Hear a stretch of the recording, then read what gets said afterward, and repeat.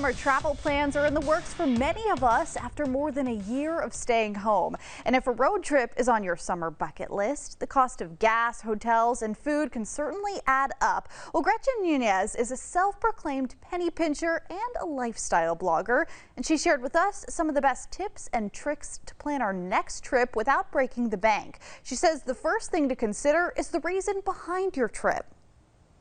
Okay, so the first thing that I do when I'm planning a road trip, I need to know like what that road trip is about or for what.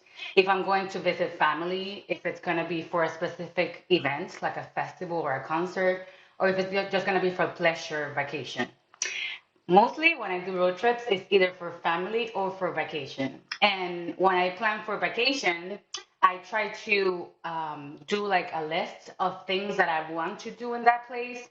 And that includes everything like accommodation, things to do around the area, where to eat, what to drink, what like are the most do things in that place. And I'm very specific in that part. I have to do a lot of research. It takes a lot of time. But by doing this, it will help me create the budget for that trip, so that way I can stick to it. And when I say you have to be very specific, I mean it. From the moment you leave your house to the destination, because you have to plan for gas, you need to plan for tolls, you need to plan for like food like stops. If you can take snacks, if you can take food from your house, those are things that you need to plan ahead so that way you stick to the budget. In order for you to save money for that trip, you need to plan for it. So when you are in that process, try to be very specific of the amount that you're planning to spend on everything, accommodation, food, and go to your finances and see how much money you can save every 2 weeks or every month in order for you to fulfill that road trip.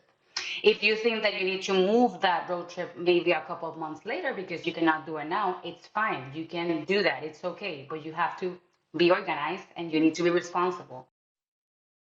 And to make sure you stick to your budget, it is important to plan ahead. Discovering a town's hidden gem, whether it be a diner or a small boutique, can often be the highlight of a trip. And Gretchen says to find the best spots, just ask the locals.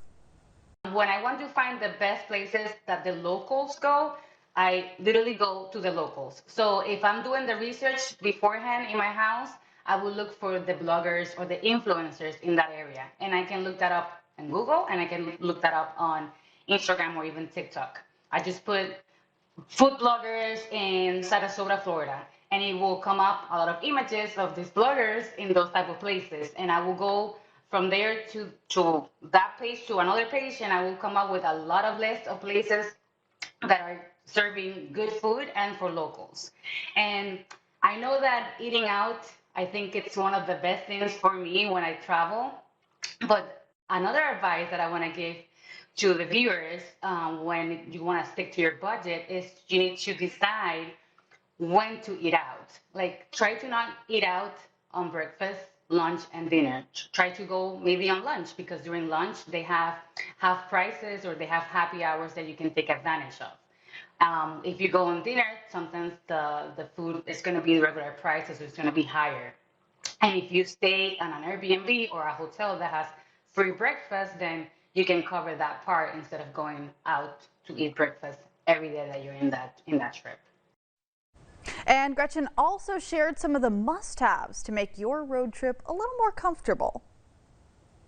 My first thing will be the first aid kit. You need to have anything for any type of emergencies.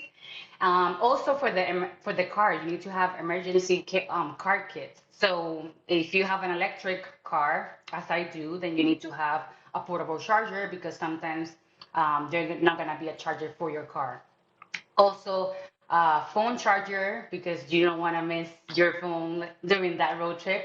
And this might sound a little bit old, but if you have a phone and then you don't have battery or you don't have signal, then you need a GPS. And if you don't have a GPS, then you can also carry with you a paper map. I know it's old school, but you need it. It's a must-have for your road trip.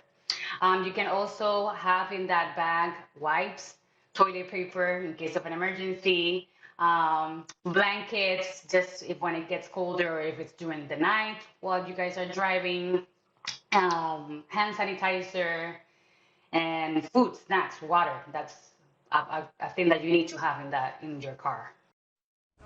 So many great tips to keep in mind if you are planning to road trip, and for more travel tips and so much more as far as saving money is concerned, you can visit Gretchen's blog at titalowbudget.com. Well, still to come.